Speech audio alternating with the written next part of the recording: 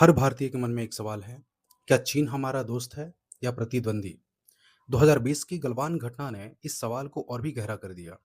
लेकिन असली तस्वीर इससे और भी ज्यादा जटिल है, जिसमें दोस्ती भी है, तनाव भी और रणनीतिक चालें भी। एक तरफ देख रहे हैं कि 140 करोड़ से ज्यादा लोगों वाला भारत, जो दुनिया की सबसे तेजी से बढ़ती अर्थव्यवस्था बन रहा है। दूसरी तरफ चीन, जिसने पिछले 3 दशकों में खुद को फैक्ट्री ऑफ द वर्ल्ड बना लिया।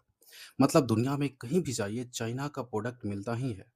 अब सवाल ये है कि जब ये दोनों देश साथ आए तो एशिया बदल सकता है, लेकिन अगर टकराएं तो पूरा क्षेत्र हिल सकता है। और यही आज की हकीकत है कि भारत और चीन के रिश्ते सहयोग और प्रतिस्पर्धा दोनों के बीच में झुल रहे हैं। याद कीजिए 2020 की गलवान घाटी की घटना। उस एक टकराव ने भारत चीन संबंधों की तस्वीर बदल दी। दोनों देशों की सेनाएं आमने सामने खड़ी रही, और तब से सीमा विवाद सिर्फ नक्शे की लाइनों तक सीमित नहीं रहा, बल्कि लोगों के दिलों में भी गहराई तक उतर गया।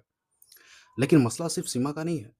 जो चाइना है वो स्टीन्स ऑफ पल्स नाम की रणनीति से हमारे चारों तरफ, यानी कि भारत के चारों तरफ अपनी पकड़ मजबूत कर रहा है। जैसे बंदरगाह, सड़कें, रेल और कर्ज के जाल, और भी बहुत सारा चीज। वहीं जो भारत है, अपनी एक्ट ईस्ट पॉलिसी और क्वाड जैसे समूहों में मजबूत उपस्थिति दर्ज करा रहा है। और ये कहा जा सकता है कि सीधी सीधी रणनीतिक प्रतिस्पर्धा भी है। अब बात करें व्यापार की, तो भारत चीन से अरबों डॉलर की माल खरीदता है, जैसे कि मोबाइल, मशीनें और टेक्नोलॉजी में बहुत सारा चीज, सामान है और केमिकल वगैरह। लेकिन बेचने के लिए हमारे पास में उतना कुछ नहीं। पर इंटरेस्टिंग बात तो ये है कि भारत धीरे धीरे आत्मनिर्भर भारत की तरफ बढ़ रहा है, और यही हमें भविष्य में चीन पर कम निर्भर बना सकता है। फिर भी यह रिश्ता पूरी तरह टकराव का नहीं है। ग्लोबल मंचों पर, जैसे ब्रिक्स और एससीओ, दोनों देश साथ में खड़े रहते हैं। यानी तस्वीर काली सफेद नहीं है, इसमें भी कई ग्रेड सेट्स हैं। तो अब सवाल यह है कि आगे का रास्ता क्या है।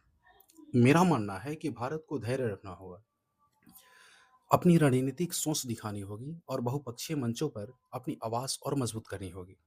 सीमा विवाद शांतिपूर्ण समाधान, और जैसे सीमा विवाद का शांतिपूर्ण समाधान, व्यापार में संतुलन और सहयोग के नए अवसर, यही वो चीजें हैं जो आने वाले दशकों में ये तय करेंगे कि भारत और चीन दोस्त बनेंगे या प्रतिद्वंदी रहेंगे।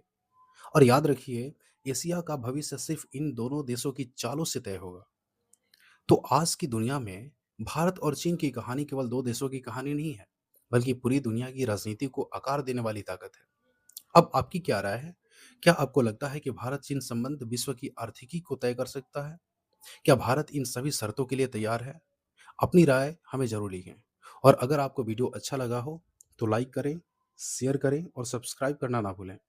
मिलते हैं एक नए वीडियो में एक नए टॉपिक के साथ। धन्यवाद।